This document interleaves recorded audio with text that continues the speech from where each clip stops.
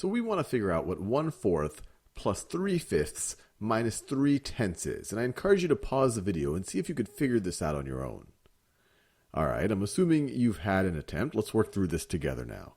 So the first thing that might jump out at you is, look, I have these fractions that I'm adding and subtracting, but they all have different denominators. So in order to add and subtract them in a reasonable way, we want to rewrite them so they all have the same denominator. So what we really want to do is find a common multiple of 4, 5, and 10. And like I always say, we could use any common multiple, but it simplifies things a little bit if we use the smallest common multiple or the least common multiple.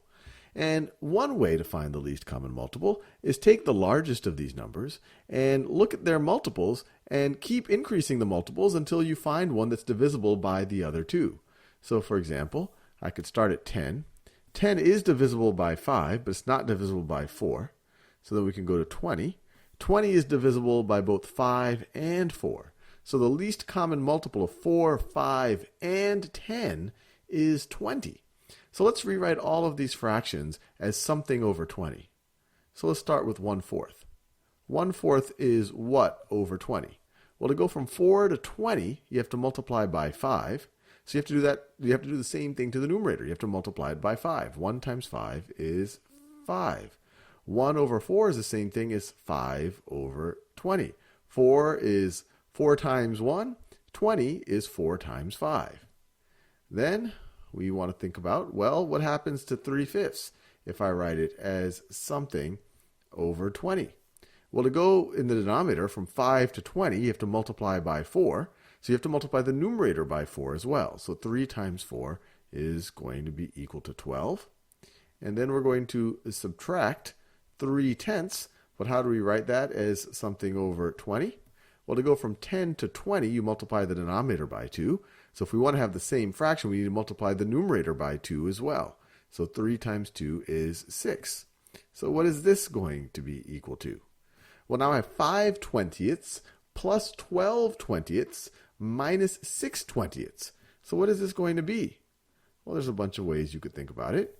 You could say, well, this is going to be 5/20 plus 12/20 plus 12/20 minus 6/20 minus 6/20. Or another way of thinking about it, the way I just wrote it here, 5 plus 12 minus 6, all of that over 20. This is how many 20ths are going to result. So what is that equal to? Well, that's going to be equal to, all of this, we are counting 20ths is one way to think about it. So 5 plus 12 is 17, minus 6 is 11. So we get 11 20ths. If I have 5/20, I add 12/20, and I take away 6/20, I'm going to be left with 11/20. Let's do one more example of this, just for good practice. So here I have 4/9 minus 1/6 plus 1/3. And like before, I encourage you to pause the video and see if you could work this out. Well, what I want to do is I want to rewrite all of these fractions so that they have a common denominator. And to find a common denominator, I need to find a common multiple of 9, 6, and 3. And like I did before, what I could do is I could start with a 9 and say, okay, 9, it's not divisible by 6. It is divisible by 3, but that's not good enough. I want to find the common multiple of 9, 6, and 3, and as small as 1 as possible. So let's look at the next multiple of 9. We get to 18. And 18 is divisible by 9, of course, 6, and 3. So let's go with 18. Let's write everything as something over 18. So 4/9 is what over 18? Well, 9 times 2 is 18. That's what I did to the denominator. So I have to multiply the numerator by 2 as well. So this is going to be 8 over 18. Well, what's 1/6 over 18? Well, to go from 6 to 18 in the denominator, I have to multiply by 3. So I have to multiply the numerator by 3 as well. So 1 times 3 is 3. And then last but not least, what is 1/3 is something over 18? Well, 3 times 6 is 18, so 1 times 6 is going to be 6. Or you could view it another way. You could say, well, what's 1/3 of 18? It's going to be 6. What's 1/6 of 18? It's going to be 3. 4/9 of 18, that's a little bit harder to think in your brain, but that's going to be 8/18. Either way, I've just rewritten these fractions, and I've rewritten them in the corresponding color.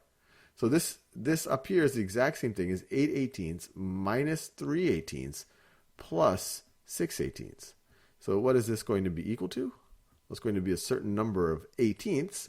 And so if I have 8/18 minus 3/18, that's going to be 5/18, plus 6/18 is going to be 11/18. And we are done.